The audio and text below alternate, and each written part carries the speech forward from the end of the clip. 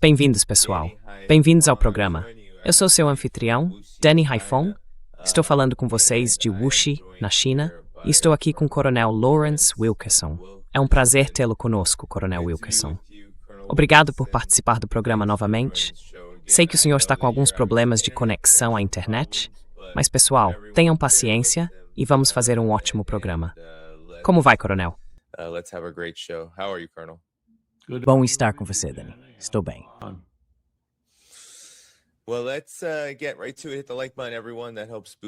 Bem, vamos direto ao assunto. Curtam o vídeo, pessoal. Isso ajuda a impulsionar o programa no algoritmo do YouTube. Vamos começar imediatamente. Eu queria te perguntar, Coronel Wilkerson. A Marinha dos Estados Unidos acabou de confirmar que uma aeronave de vigilância não tripulada MQ-4C Triton caiu no Golfo Pérsico em 9 de abril, e o Irã está dizendo que foi responsável por derrubá-la. Isso aconteceu depois, é claro, do tão alardeado cessar-fogo. E também estamos, obviamente, no meio desse bloqueio que o governo Trump instituiu.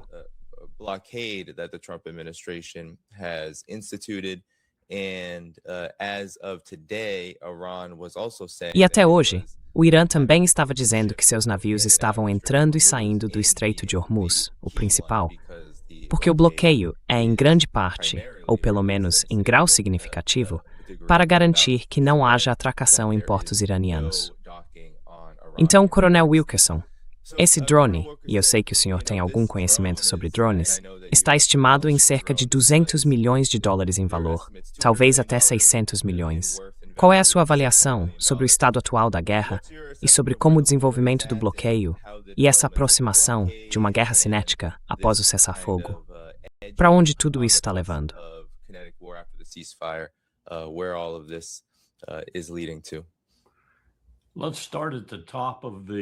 Vamos começar pelo topo do que eu chamaria de espectro de avaliação, o ponto mais alto. Donald Trump está fazendo o seu melhor, e acho que isso era de se esperar por aqueles que conheciam a insensatez dessa guerra de escolha. Ele está se esforçando ao máximo para se livrar dela. Ele está tentando desesperadamente, de várias maneiras, sair dessa guerra. Acho que você vai ouvir todo tipo de protesto, bem como declarações de vitória, caso ainda não tenha ouvido o suficiente para ficar enjoado, vindos de Donald Trump e até certo ponto de J.D. Vance, embora ele pareça estar muito ocupado dando lições ao Papa sobre seu direito de fazer teologia, o que é absolutamente absurdo.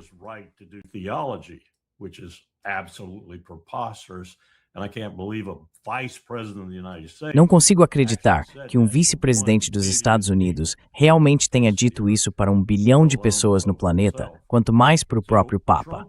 Então, Trump está tentando se desvencilhar, e é preciso analisar cuidadosamente tudo o que ele diz, mesmo que parte disso seja obviamente sem sentido, tendo essa verdade fundamental em mente. Acho que neste ponto, ele está até disposto a se desvencilhar sem a permissão total de Netanyahu para fazê-lo. E acredito que ele chegou a essa decisão há cerca de 24 horas, e estou tentando descobrir exatamente o que aconteceu e por quê. Mas isso significa que ele vai fazer todo tipo de coisa para pintar esse quadro de vitória e de saída.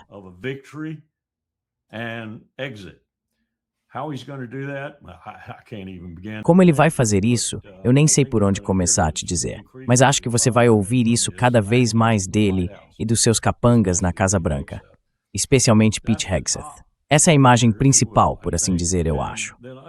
E por baixo disso, há essa questão das exceções táticas criadas ali na hora, por assim dizer. Os chineses estão passando. Trump dizia que ninguém iria passar pelo estreito. Pois bem, os chineses estão passando. Deram a ele o dedo do meio estendido. Estão cruzando o estreito com petroleiros, pelo que me disseram, e isso vem de uma fonte bastante respeitável na rede de petróleo. E outros também estão fazendo o mesmo.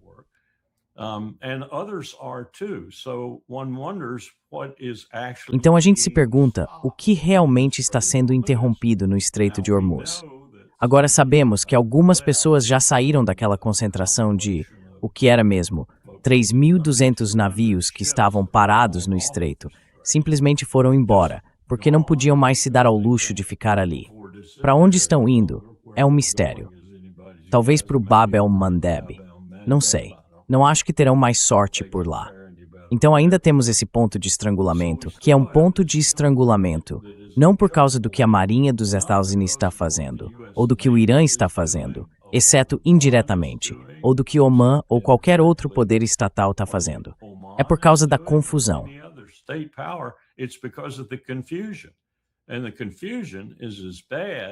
E a confusão é tão ruim para Marad quanto é para Lloyds. É tão ruim para a AIG, para todas as seguradoras e para os transportadores, porque, em meio à confusão, eles geralmente tomam uma decisão pelo lado da segurança e não seguem adiante, ou dão meia volta e vão embora. Então é aí que estamos agora. E isso me leva de volta ao nível mais alto da discussão. Até junho, a maioria dos economistas diz que se isso continuar, e não falta muito, estaremos definitivamente em uma recessão global. E se continuar dessa forma indefinida com que estamos lidando com o comércio e os negócios em geral, se isso se estender até agosto, o mundo entrará em depressão.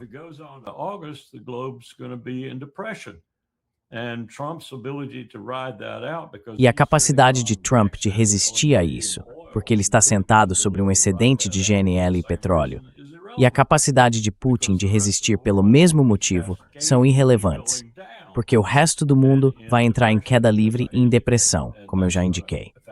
E isso vai afetar tudo, desde metais de terras raras até, enfim, qualquer coisa que não conseguimos obter, mas de que precisamos. Então, esta é uma situação desastrosa, mesmo com Trump agora, como eu disse, tentando se desvencilhar de qualquer forma possível e fazer parecer uma vitória, porque não acho que ele vá conseguir.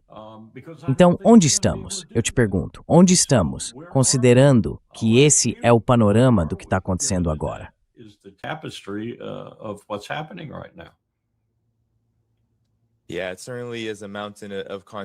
Sim, é certamente uma montanha de contradições. Porque, por um lado, temos Trump dizendo, e vou tentar manter a atenção de todos no público, e a do Coronel Wilkerson, o mais leve possível. Então vou apenas resumir as fontes que consultei hoje. Veja bem, por um lado, temos Donald Trump, nas últimas 24 horas, dizendo que os próximos dias serão incríveis, que as conversas com o Irã vão levar a algo. A guerra não acabou, mas está perto de acabar. Isso depois de a Fox News ter dito que ela havia terminado, segundo Trump.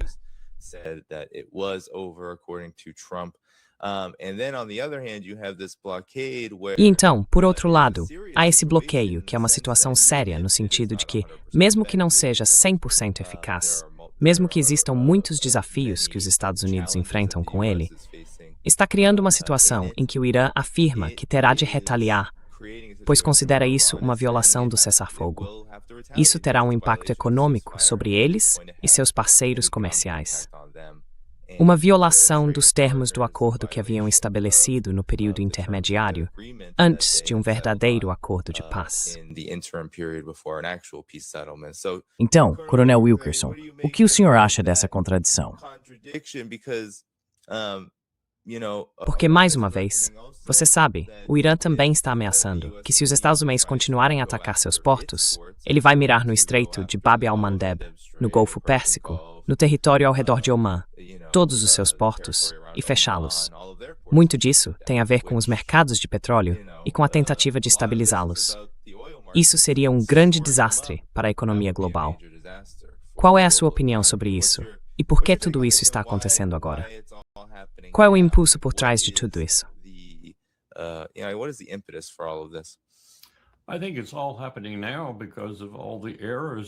Acho que tudo isso está acontecendo agora por causa de todos os erros que nós, o Império, cometemos até este ponto, e em particular, que Donald Trump cometeu até este ponto.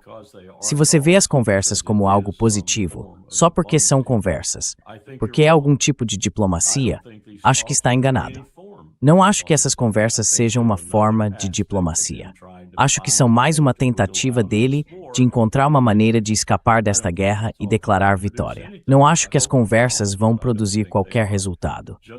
Espero estar errado, mas não acho que vão. Só o fato de que as pessoas que os iranianos mais detestam apareceram, Jared Kushner e Steve Witkoff, novamente se passando por diplomatas, é para mim uma prova definitiva.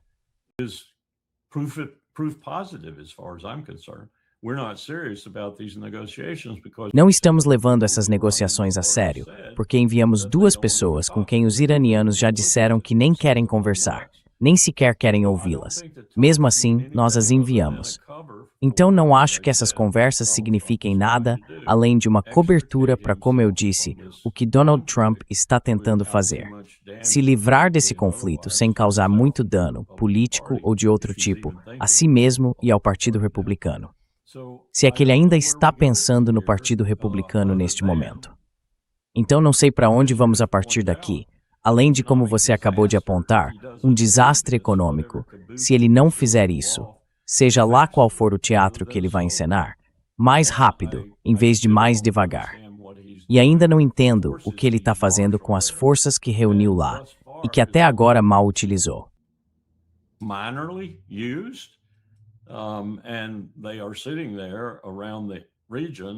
E eles estão ali na região, perdendo tempo, dinheiro e esforço.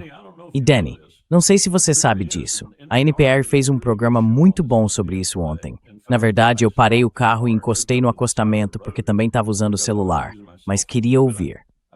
Foi um programa muito bom sobre a inquietação nas Forças Armadas Americanas, sobre os praças, oficiais generais e oficiais de nível intermediário que estão insatisfeitos com esse conflito. Há muitas outras coisas provavelmente afetando eles também. O excesso de nacionalismo cristão agora. Há 13 meses, ele vem realizando reuniões de oração no Pentágono. Reuniões de oração, às quais todos são convidados, é claro.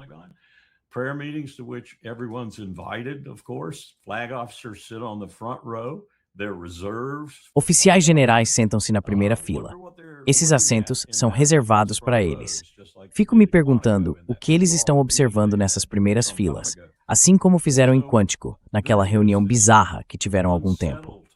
Há, portanto, uma sensação de inquietação nas Forças Armadas Americanas, em todos os níveis, sobre o que está acontecendo agora. E quanto mais tropas ele coloca em alerta. E isso foi um ponto paralelo na discussão da NPR. Eles saíram e entrevistaram pessoas. Claro, não se identificaram nem disseram onde estavam. Teria sido uma sentença de morte se o fizessem.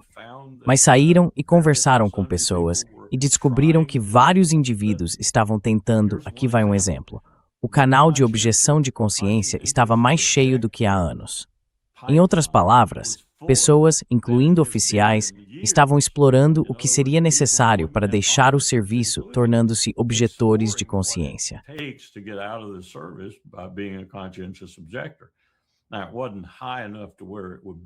Agora, não era alto o suficiente para que fosse difícil substituí-los, mas ainda assim era um indicativo de que estava maior do que há muito tempo. Mais pessoas fazendo isso. E há outras coisas que eles identificaram também, mostrando a insatisfação de pessoas que dizem que não vão se apresentar se forem convocadas para o deslocamento. Isso não é bom.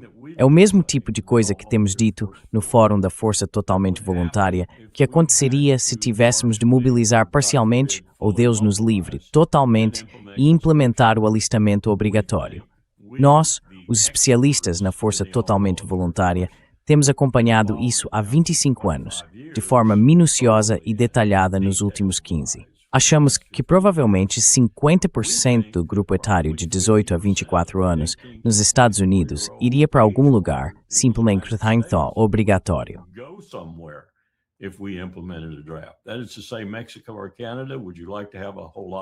Ou seja, México ou Canadá, vocês gostariam de receber um monte de gente nova? Por que não achamos que um recrutamento seria atendido neste país? O general Leite, nosso chefe, diz assim, e se fizéssemos uma guerra e ninguém viesse? Pois bem, estamos vendo Trump iniciar uma guerra que muitos soldados já começam a dizer, eu não quero. Imagine tentar conduzir um alistamento obrigatório nesse ambiente. E mesmo assim, há rumores de que Hegseth está pensando em tudo, desde ativar a reserva pronta individual, que seria um desastre, até talvez considerar o recrutamento, talvez voltar a usar o serviço seletivo. Isso mostra que as coisas não estão indo muito bem.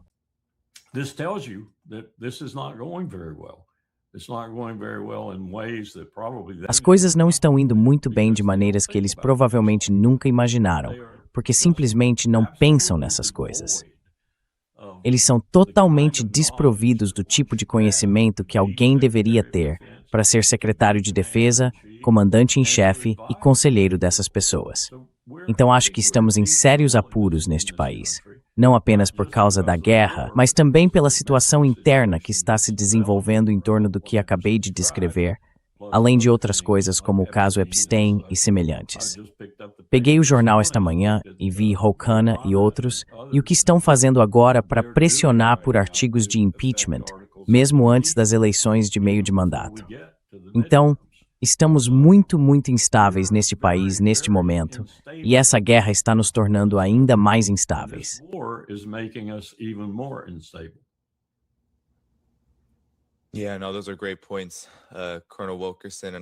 Sim, claro, esses são ótimos pontos, Coronel Wilkerson. Eu queria lhe perguntar, considerando o que o senhor acabou de dizer sobre o exército, o lado humano da guerra, mais cedo eu mencionei esse drone. Gostaria de saber sua impressão sobre o que isso revela sobre a guerra, quando há um cessar-fogo declarado. E de repente, em 9 de abril, aparece esse drone extremamente avançado, talvez uma das aeronaves mais sofisticadas que as Forças Armadas dos Estados Unidos possuem, o MQ-4C Triton. Caríssimo. E ele basicamente desapareceu sobre o Golfo Pérsico. Claro, o Irã afirmou ter sido responsável por derrubá-lo, e a Marinha dos Estados Unidos não reconheceu que algo havia acontecido até hoje. Então, o que isso nos diz sobre o panorama mais amplo da guerra? Há algo que o senhor possa nos contar sobre esse drone e como ele acabou sendo usado dessa forma, e justamente durante um cessar-fogo?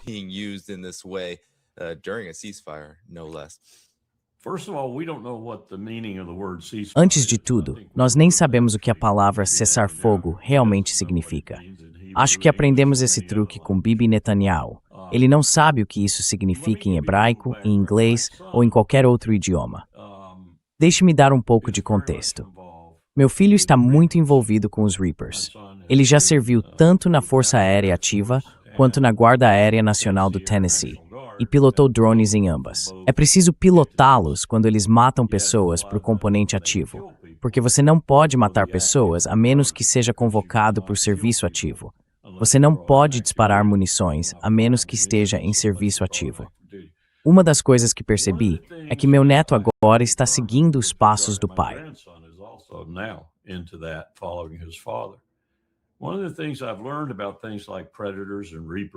Uma das coisas que aprendi sobre sistemas como Predators, Reapers e Tritons, entre outros, é que eles não são muito bem defendidos, porque esperamos operá-los em zonas benignas ou em áreas onde, pegue a Somália, por exemplo, o que há no solo, sejam terroristas ou forças estatais, não tem capacidade de alcançá-los.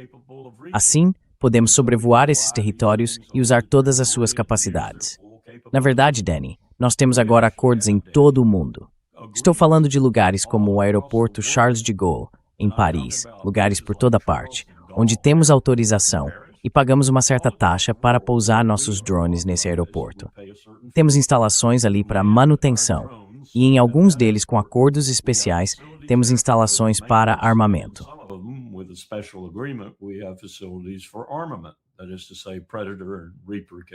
Ou seja, os Predator e Reaper podem ser armados lá, basicamente com mísseis Hellfire. Então agora temos um alcance. Enquanto esses contratos continuarem, temos um alcance sem igual. Quero dizer, não precisamos das 750 bases militares que temos ao redor do mundo. Na verdade, temos todos esses aeroportos civis em locais estratégicos sob contrato para receber nossos drones, tanto para pouso quanto para decolagem. E como eu disse, em alguns casos, para rearmamento. Mas o que aconteceu aqui é que encontramos um inimigo.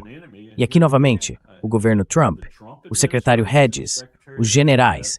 Não acho que o general Kane, sendo um general da Força Aérea e vindo da região do Pacífico, se encaixe nessa categoria. Ele deve ter dito algo. Acreditam que toda essa capacidade de bilhões de dólares é utilizável contra um inimigo que realmente tem algum poder de reação.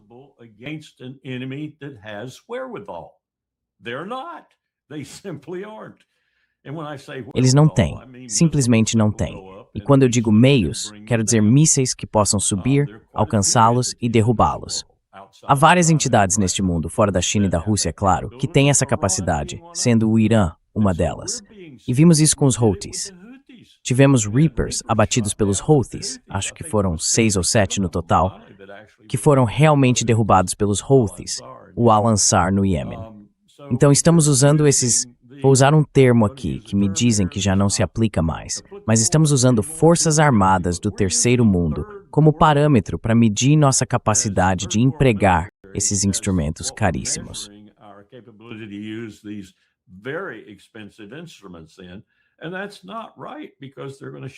E isso não está certo, porque eles vão derrubar esses equipamentos se tiverem capacidade para isso, como o Irã está provando. Então é isso que está acontecendo, eu acho. Estamos perdendo esse equipamento caríssimo, que basicamente projetamos para um ambiente benigno, ou para um em que as pessoas no solo, os somalis, por exemplo, não tenham essa capacidade. E você não sabe o que estamos fazendo na Somália agora. Estamos matando pessoas na Somália praticamente todos os dias da semana. E não estamos prestando atenção à tecnologia que está se desenvolvendo em lugares como a Ucrânia e agora nesta guerra com o Irã, ou que já foi desenvolvida e agora está sendo usada.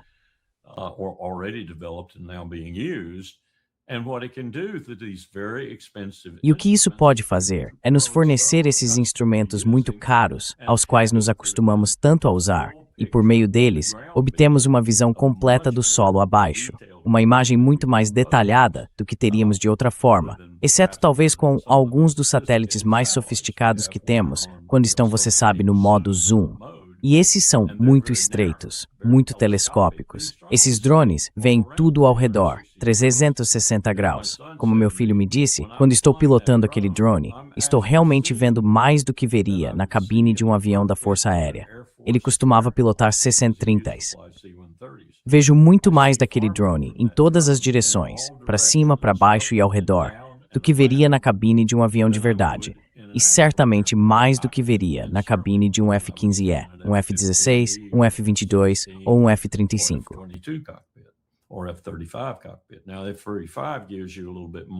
Agora, o F-35 oferece um pouco mais de detalhes, porque, supostamente, se estiver funcionando e operacional, ele enxerga em vários modos diferentes.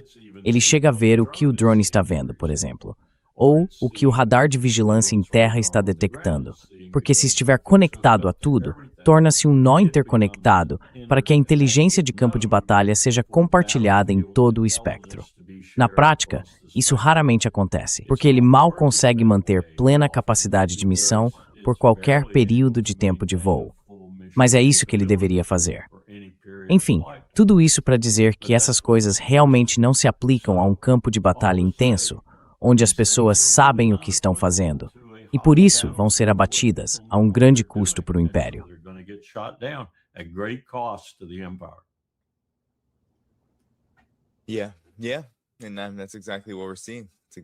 Sim, sim. E é exatamente isso que estamos vendo. É exatamente isso que estamos vendo. E Coronel Wilkerson, eu queria falar sobre o bloqueio, onde estamos na guerra neste momento. Está ficando bastante claro que a agressão contra o Irã, especialmente o papel dos Estados Unidos nisso, teve muito a ver com a China. Estamos ouvindo isso do secretário do Tesouro, Scott Bessent, que literalmente disse que o grande motivo para esse bloqueio é garantir que a China não obtenha petróleo iraniano. E agora Donald Trump acabou de fazer uma declaração grandiosa no Truth Social, dizendo que a China está muito feliz por ele estar abrindo permanentemente o Estreito de Hormuz e que ele está fazendo isso por eles, pela China. Ele disse que a situação nunca mais vai acontecer, que eles concordaram em não enviar armas para o Irã, porque houve um relatório nesta semana de que a China estava se preparando para enviar armas, MANPADS, nas próximas semanas para o Irã.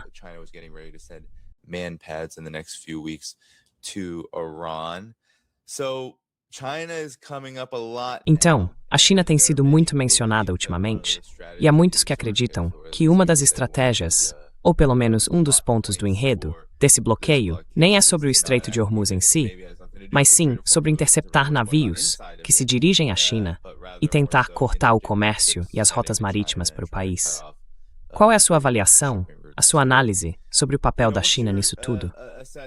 Porque a China está reagindo, dizendo que não vai parar de comercializar com o Irã e que se os Estados Unidos ou seus aliados se aproximarem de navios chineses, eles responderão na mesma moeda. Agora estou ouvindo que eles estão até considerando cortar o fornecimento da indústria solar para os Estados Unidos, o que seria algo significativo. Quais são seus pensamentos sobre tudo isso?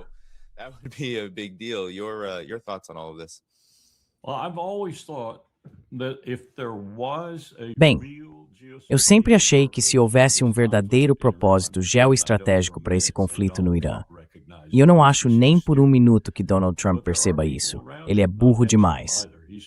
Há pessoas ao redor dele, não o Hegseth, ele também é burro demais. Mas há pessoas ao redor dele e no Pentágono que entendem isso claramente. A China e sua ferrovia da Iniciativa do Cinturão e Rota do Sul são um ponto de preocupação de grande magnitude para os Estados Unidos da América. E Israel e os Estados estão bombardeando essa ferrovia. Disseram-me que é incessante. Disseram-me que é o tempo todo.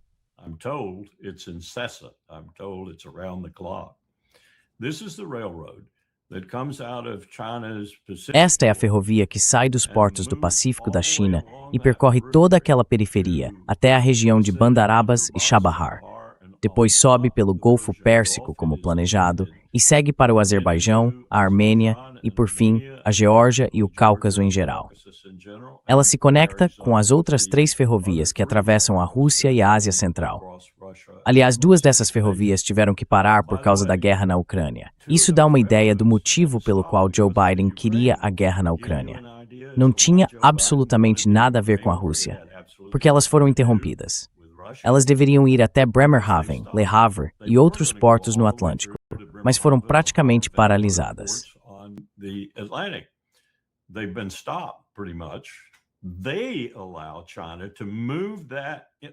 Eles permitem que a China transporte a produção daquele porto do Pacífico para o coração da Europa em 16 horas, em vez dos 2 a 2 dias e meio que leva pela rota marítima através do Canal de Suez, contornando o Cabo ou por onde for. Muito mais barato e, portanto, eliminando gradualmente o modo marítimo. Isso é algo histórico. Foi o que os impérios do Oriente fizeram no passado. Por exemplo, eles praticamente tiraram o Império Português, pequeno como era, mas um império marítimo, do jogo ao construir essas rotas terrestres e tornar as rotas marítimas obsoletas. É exatamente isso que a China está fazendo agora. E adivinhe, quem está sendo mais impactado em termos de poder? Porque quem é supostamente o mestre dos mares? Os Estados Unidos da América. E veremos esse domínio ser reduzido em pelo menos 50% ou mais.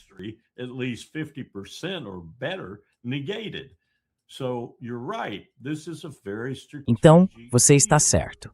Este é um teatro muito estratégico para nós nos opormos à China, não apenas por causa da ferrovia, mas também pelo que você mencionou sobre os contatos que a China tem com o Irã, o petróleo que obtém do Irã. Portanto, a China não vai recuar nisso se a situação ficar realmente séria. Já disse antes, não acho que a China queira uma guerra. Tenho quase certeza de que a China não quer uma guerra. Eles estão vencendo. Estão vencendo em quase todas as categorias: econômica, tecnológica, cultural, militar. Você escolhe a categoria de poder estatal. Eles estão vencendo. E agora eles vão vencer no campo financeiro do poder estatal, porque Xi Jinping disse que vai substituir o renminbi pelo dólar. Ao longo da próxima década, veremos o dólar desaparecer como moeda de transação e de reserva mundial.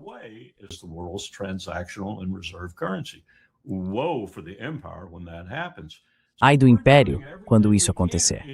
Então estamos fazendo tudo o que podemos na Ucrânia.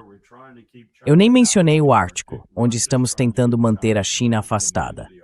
A Rússia está tentando dar à China uma brecha para entrar no Ártico e estamos tentando impedi-los. Estamos criando uma situação muito ruim lá ao norte de Murmansk por causa disso. Então temos um conflito global para todos os efeitos práticos, e esses são os que importam, indo do Ártico até o Mar da Arábia. É incrível o que estamos fazendo, mas estamos tentando bloquear a China em todos os pontos desse arco que pudermos. E neste momento, o ponto crítico está no sudoeste asiático. Então isso é, com propósito, por assim dizer, mais do que qualquer pessoa na administração está apresentando. E como eu disse, nem tenho certeza se Donald Trump está ciente disso.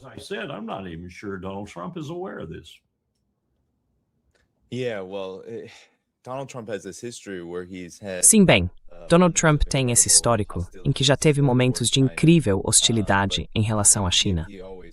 Mas ele sempre careceu de foco em muitos aspectos e tende a passar de uma área para outra sem muita continuidade. Agora, porém, há uma grande contradição na forma como ele fala sobre a China. Às vezes, ele fala da China como uma parceira. E agora está sendo revelado que talvez uma das guerras mais monumentais que vivenciamos em gerações ao longo do último mês está em grande parte se concluindo com esse bloqueio que tem como alvo direto a China. Mas, como você disse, a China não tem apenas a enorme iniciativa do Cinturão e Rota, mas parece ter muitas outras áreas das quais pode depender. Não apenas suas imensas reservas de energia e carvão, mas também, é claro, as fontes renováveis para enfrentar essa tempestade.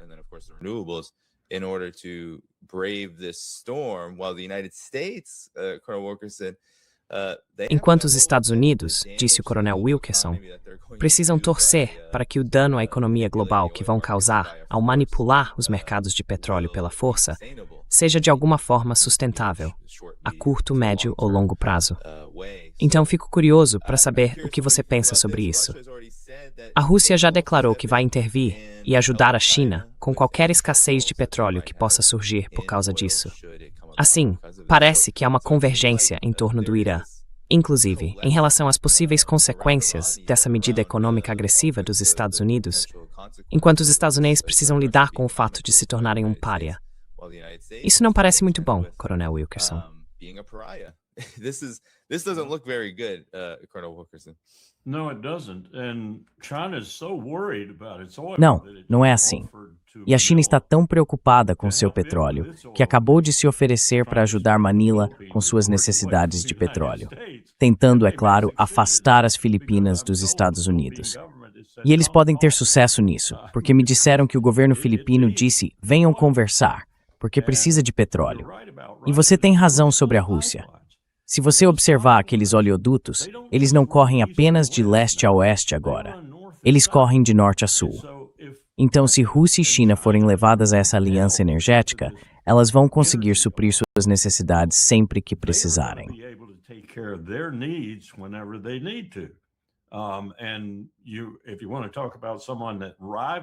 E se você quiser falar sobre alguém que rivaliza com os Estados Unidos em termos de recursos não explorados, a Rússia provavelmente tem mais petróleo e GNL do que os Estados Unidos poderiam sonhar nos próximos 300 anos, porque eles ainda nem começaram a explorá-los. Eles nem sabem onde parte disso está. Tem algumas pistas, mas lá na Sibéria e em lugares como aquele, pode estar o maior tesouro da face da Terra. E sob o Mar Cáspio, há petróleo suficiente, uma vez explorado, e gás também, para abastecer todos os estados da Ásia Central por 100 anos. Então eles não estão carentes de nada disso, e estão construindo ou planejando construir oleodutos, tanto no sentido norte-sul quanto leste-oeste, que vão cuidar disso e manter tudo fora da água.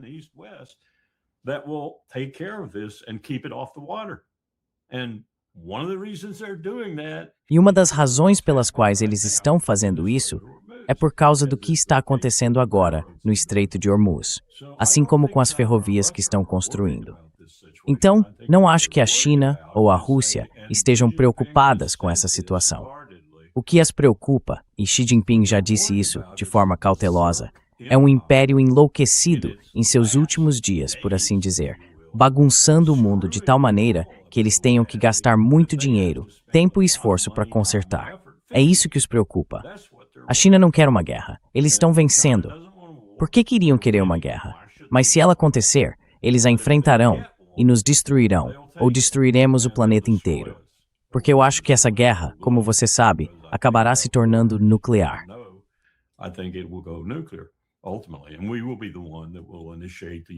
E seremos nós a iniciar o uso de armas nucleares, porque seremos nós que estaremos perdendo. Eu participei dos jogos de guerra, e é isso que fazemos. Normalmente há líderes civis nesses jogos que dizem: pare por aí e não deixe isso ir adiante. Portanto, esta não é uma situação em que todos ganham, como deveria ser para os dois países mais poderosos do mundo, o que está em declínio, os Estados Unidos, e o que está em ascensão, a China, com a Rússia ao seu lado, consideravelmente mais poderosa do que seria sozinha. Não é um bom acordo. E voltando ao que perguntamos, e ao que falei nos primeiros momentos dessa entrevista, a questão de Donald Trump querer uma saída, se desvencilhar, e porque eu disse que ele nem sequer entende essa lógica geoestratégica. Ele não entende.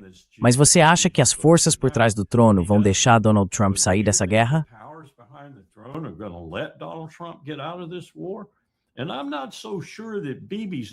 E não tenho tanta certeza de que o Bibi não seja um desses poderes por trás do trono. Um desprezível, um assassino, um homicida, um genocida, mas ainda assim um inteligente. E não tenho tanta certeza de que ele não saiba disso, que não entenda isso, e que não tenha conexões com o pessoal de Davos. Então eles não vão deixar o Trump sair dessa guerra até que a China esteja severamente prejudicada. E não vejo nenhuma maneira no mundo de prejudicarmos severamente a China em qualquer parte dessa guerra, sem nos prejudicarmos severamente também. Na verdade, mais do que prejudicamos a China. Então, para onde isso vai? Mesmo que haja uma justificativa geoestratégica que faça sentido, para onde isso vai?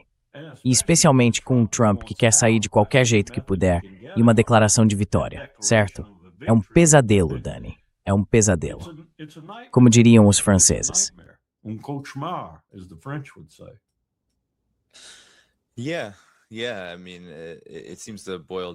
Sim, sim. Quero dizer, parece que tudo se resume aos Estados Unidos. Como esse império, não tendo realmente a capacidade, por uma infinidade de razões, de se retirar quando chega a hora de se retirar, quando há, sabe, uma derrota essencialmente imposta a você. O Império dos Estados Unidos não tem essa capacidade. E o que você disse sobre Israel, eu acho que é sobre Netanyahu, porque justamente nessas conversas que aconteceram em Islamabad, quem estava em pé no meio das conversas? Quem estava sendo consultado por J.D. Vance era Benjamin Netanyahu.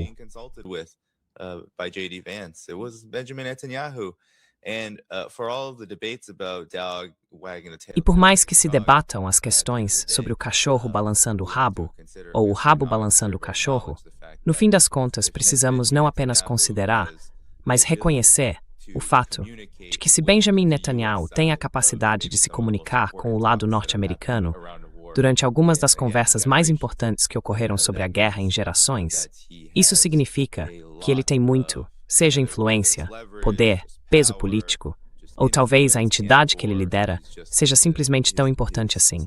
Seja o que for, essa é a realidade. Então eu acho que as pessoas, não sei, acho que isso é uma grande parte da guerra hoje. É uma grande parte da forma como os Estados Unidos fazem guerra. Israel parece ser uma consideração central em tudo que os Estados Unidos fazem, até mesmo neste momento em que as opções estão se tornando cada vez mais limitadas, e todas elas vão de ruim a pior.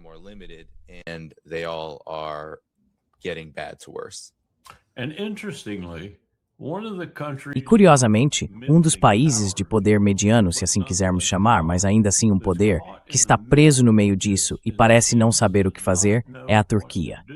E não me refiro apenas a Erdogan, quero dizer qualquer um que possa substituí-lo, Fidan ou quem quer que seja. Não acho que eles saibam o que fazer. Eles têm várias direções para as quais poderiam seguir. Poderiam simplesmente dizer que se dane a OTAN e que se dane o Império Americano, e mover-se de forma decisiva em direção ao BRICS, juntando-se à China e à Rússia.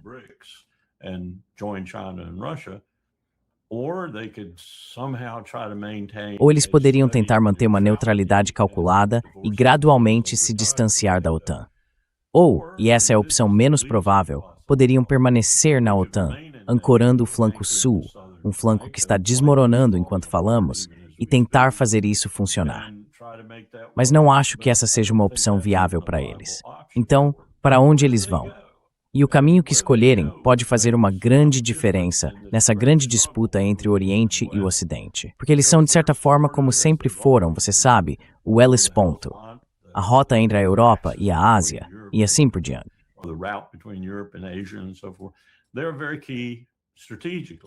Eles são estrategicamente muito importantes, especialmente se a Rússia concluir o bloqueio da Ucrânia, tomar Odessa e controlar toda aquela faixa costeira ao sul para seu próprio uso, tornando o Mar Negro ainda mais russo do que já era antes. A Turquia é a única árbitra disso e provavelmente de forma alguma deseja desafiar a Rússia. Estamos vendo o cenário mundial mudar neste momento. E não acho que ninguém no governo dos Estados Unidos, com alguma relevância, tenha a menor ideia do que está acontecendo. Eles estão jogando com um taco ruim, tentando rebater bolas rápidas de 90 milhas por hora e só conseguindo mandá-las para as arquibancadas. É só isso que estão fazendo. Não há chance de conseguirem uma rebatida simples, muito menos um home run. E nenhum deles percebe isso.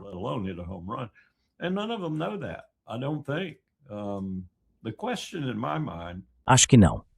A questão na minha cabeça é quando e em que ponto dessa luta as pessoas que estão realmente por trás disso, quero dizer, pessoas cujos nomes todos reconheceriam, como Elon Musk e Peter Thiel e assim por diante, decidirão agir. Mas há vários outros por trás disso que não têm nomes americanos. Eles estão esperando para ver quando abandonar o navio e para onde ir. E não digo isso no sentido de ratos. Digo no sentido das pessoas que realmente comandam o mundo. Os Rothschilds, os JP Morgans dos dias atuais. Para onde eles vão? E onde sua bandeira vai repousar depois que forem?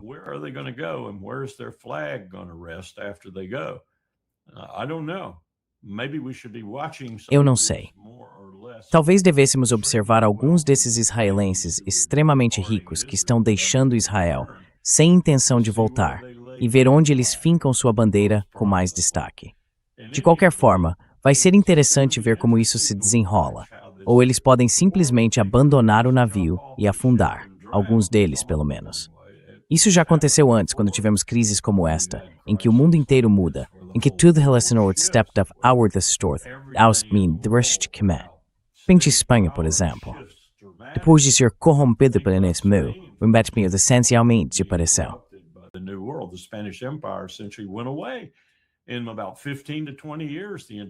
Em cerca de 15 a 20 anos, todo o sistema de corporações espanhol, tudo que tornava a Espanha um país realmente poderoso, foi tão corrompido pelo ouro e pela prata que entravam em quantidades inimagináveis para o império, que acabou corrompendo tudo. Então estamos vendo esse tipo de coisa acontecer novamente. Elas não acontecem com frequência na história mundial, mas quando acontecem, são traumáticas e mudam todo o equilíbrio de poder no mundo. É isso que está acontecendo agora.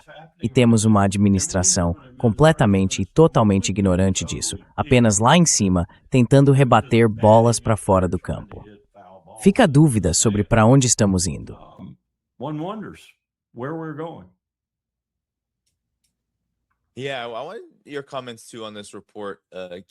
Sim, eu também quero seus comentários sobre esse relatório, considerando que estamos falando sobre esse mundo em transformação.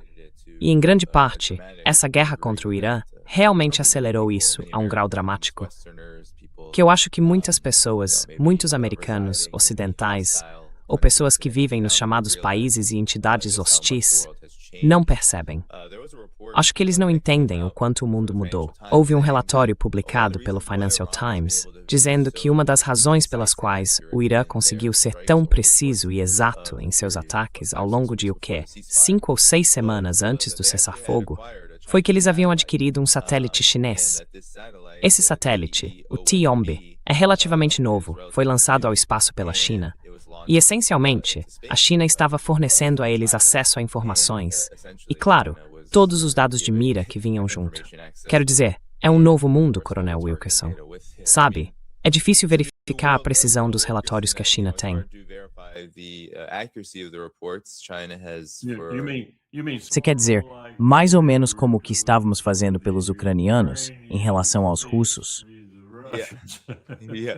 Sim, exatamente. Mas e os seus comentários sobre isso? Porque sim, é um mundo bem diferente agora, a partir de 28 de fevereiro.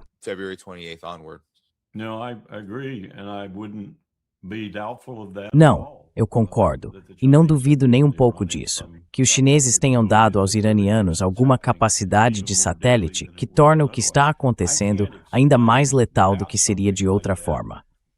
Não consigo explicar, sem algo desse tipo, a incrível precisão que eles usaram no que chamo de seu primeiro nível de alvos. Eles foram incrivelmente bem-sucedidos em destruir coisas como a refinaria mais antiga do Golfo, no Bahrein. Eles atingiram um local que já haviam atacado várias vezes antes no Kurdistão, onde sabiam que os israelenses, o Mossad, a CIA e o MI6 tinham uma operação de inteligência muito sofisticada, parcialmente subterrânea. Eles já o haviam atingido algumas vezes antes, apenas para deixar o pessoal do Mossad, em particular, saber que sabiam onde aquilo ficava.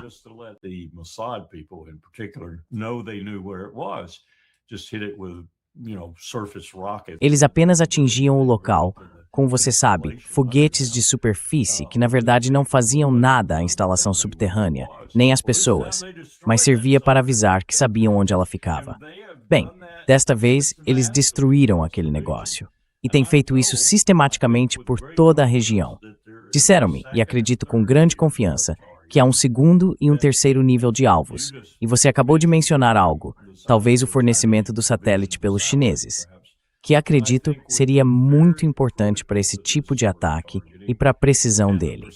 Isso me faz pensar que o que você disse é correto, e que o segundo e o terceiro níveis de alvos serão, pelo menos em parte, por essa capacidade de satélite, porque eles têm uma lista de alvos devastadora.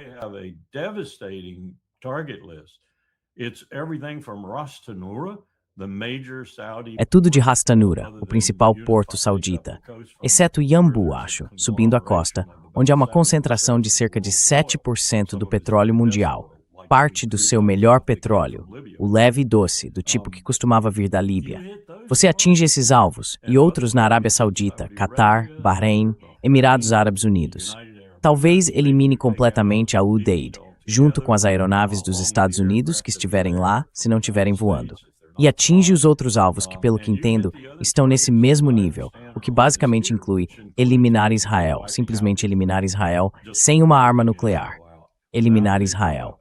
E isso colocaria essa guerra em uma dimensão totalmente nova. E provavelmente colocaria o mundo em uma depressão global.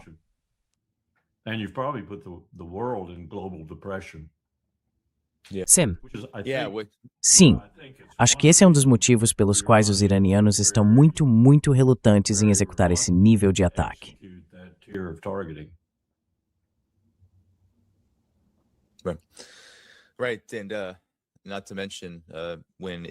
certo.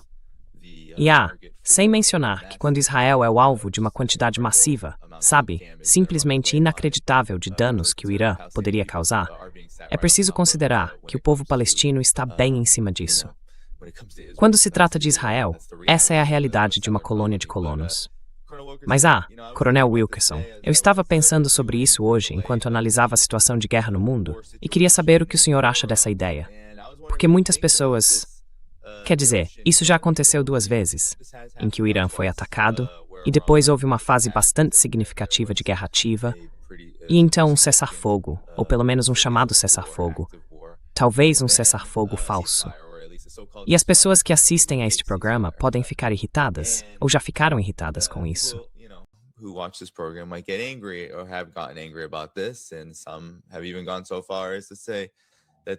E alguns chegaram a dizer que isso leva a uma espécie de hesitação e capitulação por parte do Irã, o que apenas permite que o império se reagrupe. Mas estou curioso. Eu tinha uma teoria que queria que você comentasse, se possível. Eu realmente acredito que o Irã sabe que esta é uma guerra longa e que é quase como uma espécie de... Bem, não é exatamente uma guerra de atrito, porque é parar, começar, mas parece ser uma forma de construir uma estratégia para conseguir resistir mais do que o Império. No momento em que é bastante óbvio que os Estados e Israel, a menos que mudem drasticamente por dentro e passem a parecer muito diferentes política e economicamente, não vão parar de tentar atacar e destruir o Irã por vários motivos. Então, o Irã parece estar focado em vencer uma guerra que, obviamente, ainda vai durar um bom tempo. Estou curioso o que você pensa sobre isso e como tudo isso se conecta em Yud agora.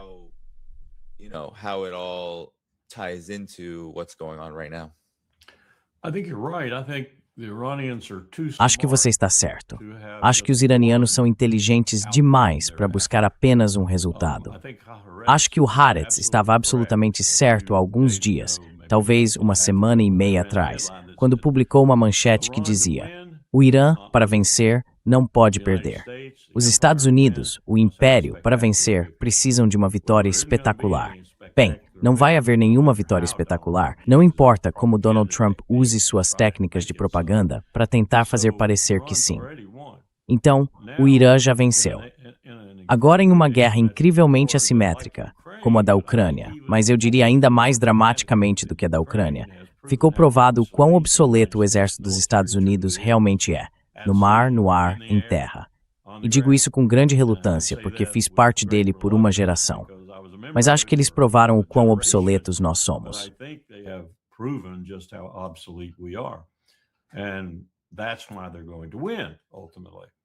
E é por isso que eles vão vencer, no fim das contas, por não perder. O que eu acho é que eles têm um objetivo de longo prazo.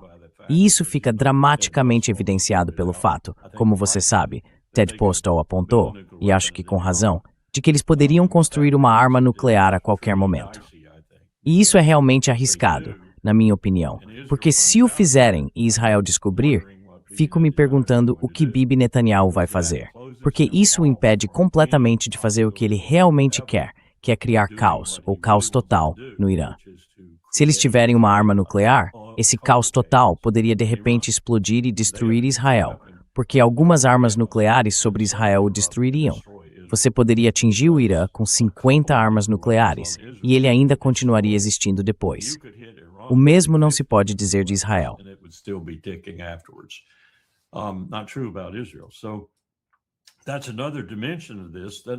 Então essa é outra dimensão disso que tenho certeza de que os iranianos estão levando em consideração. Pode-se dizer que eles têm um plano A, um plano B, um plano C, um plano D e, por fim, um plano E, que é o uso de armas nucleares. Mas todos esses outros planos são variações do mesmo tipo de guerra assimétrica que simplesmente não podemos vencer. Não podemos. E em algum momento precisamos chegar a essa constatação, assim como Bibi Netanyahu também precisa. Meu problema e meu dilema nisso tudo é que não consigo ver nós chegando a essa constatação de forma categórica ou definitiva. Isso significa desastre, mas o desastre será suportado pelos 93 milhões, 92 milhões, seja qual for o número, de iranianos, muito melhor do que pelos cerca de 330 milhões de americanos. Na verdade, acho que estamos vendo o início de um declínio abrupto, em vez de um declínio gradual, dos Estados Unidos da América.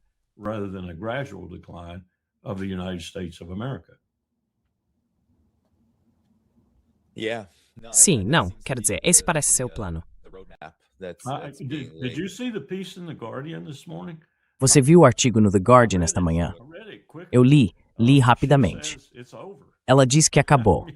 Quero dizer, é uma escritora muito boa, normalmente, em assuntos de relações internacionais, e ela simplesmente explica passo a passo por que acabou. Lembro-me do que Ricardo Alicante me disse em Cuba, um dia nos arredores de Havana, e numa casa de protocolo, quando eu estava discutindo exatamente esse assunto com ele. Ele já não fazia parte da Assembleia Nacional. Não tinha cargo oficial no governo cubano, mas ainda estava muito bem informado, é claro. Raul ainda estava vivo naquela época e ainda governava o país. E ele olhou para mim e disse, mesmo um elefante moribundo pode esmagar muita grama, e nós estamos por perto. Quero dizer, ele concordava que o Colosso del Norte, o gigante do norte, já não era mais um gigante, mas fez essa observação.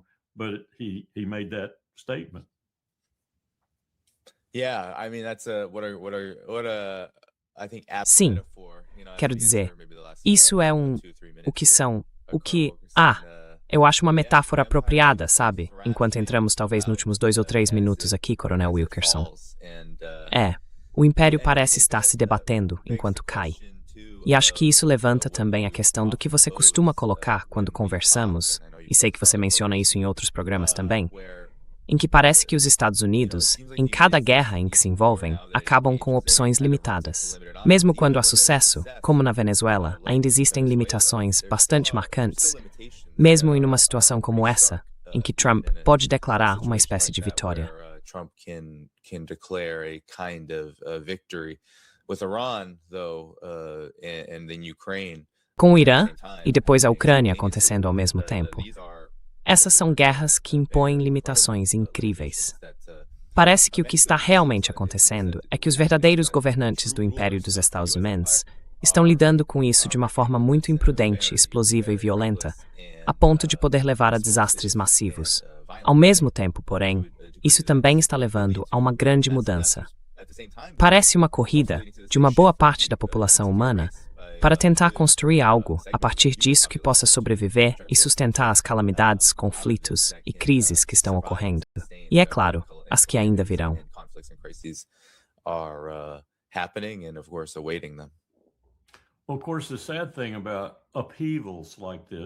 Bem, é claro, a coisa triste sobre convulsões como essa, especialmente convulsões globais, e a última realmente tremenda, na minha opinião, talvez eu soe um pouco irritadiço aqui, mas não é minha intenção. Foi a tentativa dos britânicos de acabar com o tráfico de escravos e, ao mesmo tempo, manter seu poder. Acho que é possível ver nesse esforço, por mais nobre que tenha sido, o início do desmantelamento do Império Britânico. Levou muito tempo até chegar a Suez, em 1956, mas ainda assim, dá para perceber como o poder e a discussão sobre esse poder mudaram drasticamente entre aqueles que o apoiavam e aqueles que eram contra. E esse é apenas um pequeno episódio. O que estamos discutindo agora são mudanças globais. Haverá muitas pessoas, infelizmente, que morrerão por causa disso.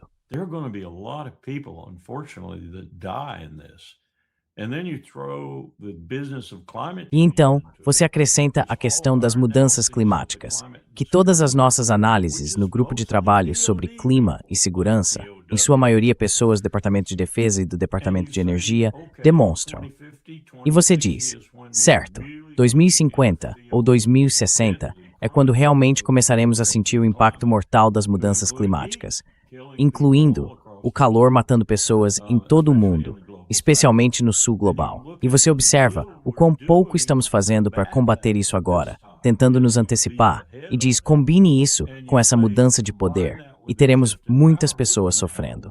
Teremos muitas pessoas morrendo sem outro motivo além da estupidez daqueles que detêm o poder no mundo e a capacidade de fazer algo a respeito. E aqui vai outro comentário.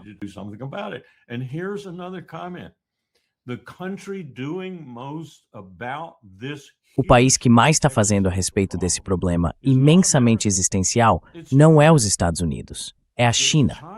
É a China. Eles estão liderando em quase todos os aspectos possíveis no campo das energias renováveis.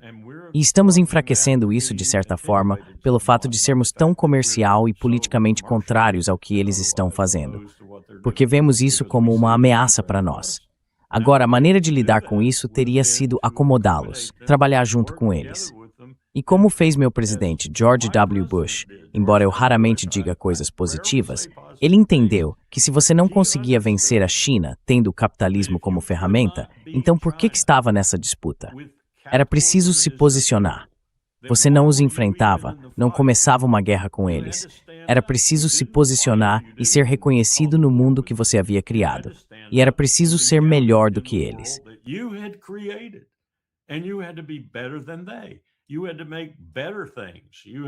Você precisava fazer coisas melhores. Precisava elaborar planos de desenvolvimento melhores e tudo mais. Esse era o meu presidente. O único portfólio significativo que ele deu a Colin Powell foi a China. E ele disse uma vez que o motivo disso era porque entendia a importância do Walmart para os Estados Unidos. Claro, ele estava apenas usando uma metáfora, mas tinha razão. A única maneira de o Walmart ter sucesso, a única maneira de o capitalismo americano ter sucesso, em última instância, era trabalhando lado a lado com a maior potência capitalista emergente do mundo. Capitalismo com características chinesas, talvez, mas ainda assim, capitalismo. E ele percebeu que fazer o contrário seria cortar a própria garganta. Esse era George W. Bush. Foi o último presidente que percebeu isso. Foi o último presidente que tratou a China da maneira adequada.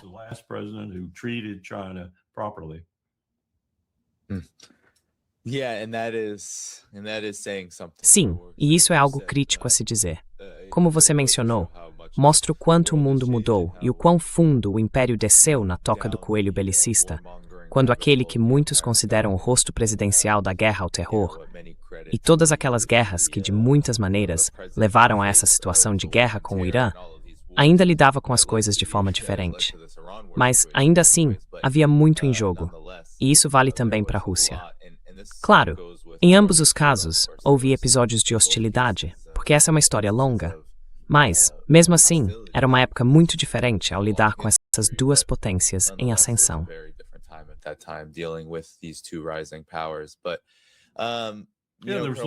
Não havia necessidade disso também. Absolutamente nenhuma necessidade disso. Poderíamos ter feito uma acomodação para a Rússia. Poderíamos tê-la trazido lenta e seguramente para dentro da Europa. Poderíamos até tê-la incluído na aliança da OTAN. Acho que teríamos que mudar o nome e transformá-lo em outra coisa. Arquitetura de Segurança da Europa ou algo assim. Estou olhando para isso agora, Dani. Estou vendo o que os europeus estão fazendo. O que eles estão fazendo agora é a mesma coisa que fazíamos em 1991, chamando de Identidade de Segurança Europeia. Isso durou até o final do mandato de Bush e chegou a ter algum fôlego no primeiro e no segundo mandatos de Clinton. E agora a Europa está fazendo isso. Eles estão fazendo, mas estão fazendo com um grande gesto de desprezo para nós.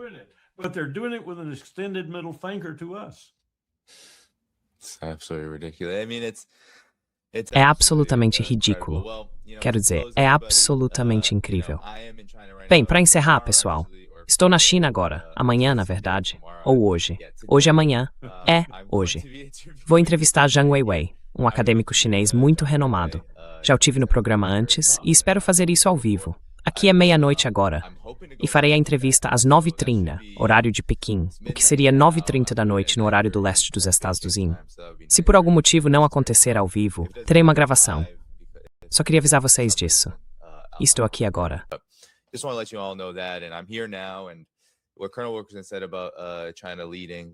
E o que o Coronel Wilkinson disse sobre a China liderar o mundo em energia renovável, e nesse tipo de avanço em como alimentamos nossas economias e nossas vidas, você vem aqui e isso está bem diante dos seus olhos. Não é algo privado, não é só colocar painéis solares no telhado ou algo assim. É uma indústria gigantesca que impulsiona cada parte da economia chinesa de maneira muito significativa. E se a China decidir reduzir a capacidade dos Estados Unidos de comercializar tecnologia de energia solar, o que pode acontecer se os Estados Unidos continuarem com esse bloqueio e mirarem na China? Sim, será um grande desastre.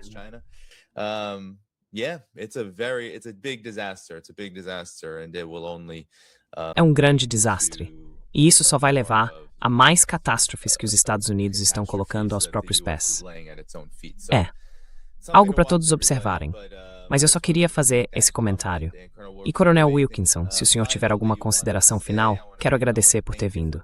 Vamos encerrar juntos. Mas sim, alguma palavra final? Não, apenas que você está certo. É impressionante. Quero dizer, é impressionante ver veículos elétricos por toda parte. Sabe, vindo para cá, peguei o trem de Pequim para... Bem, estou em Wuxi agora, que não fica perto de Xangai, mas é uma viagem de trem parecida, cerca de 4 horas, em alta velocidade. São essas coisas nas quais nós não conseguimos investir. Trens limpos, de alta velocidade.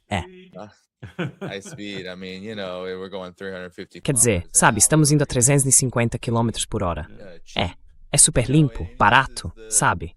E quero dizer, esse é o futuro. A China já está vivendo nele. Mas com os Estados Unidos sendo governados por quem são, fazendo o que fazem e com as prioridades que têm, é disso que acabamos sendo privados. E no fim das contas, o mundo sofre muito por isso. Então, é isso. Vejo vocês em breve. Amanhã também vou fazer um programa, daqui a cerca de 24 horas, acredito que com o Larry Johnson, nosso amigo em comum. Então, pessoal, vejo vocês de novo em breve. Curtam o vídeo antes de sair do programa. Vão até a descrição do vídeo para encontrar maneiras de apoiar o canal, Patreon, Substack e mais. Vejo vocês muito em breve. Tchau. Se cuida, Dani. Take care, Danny.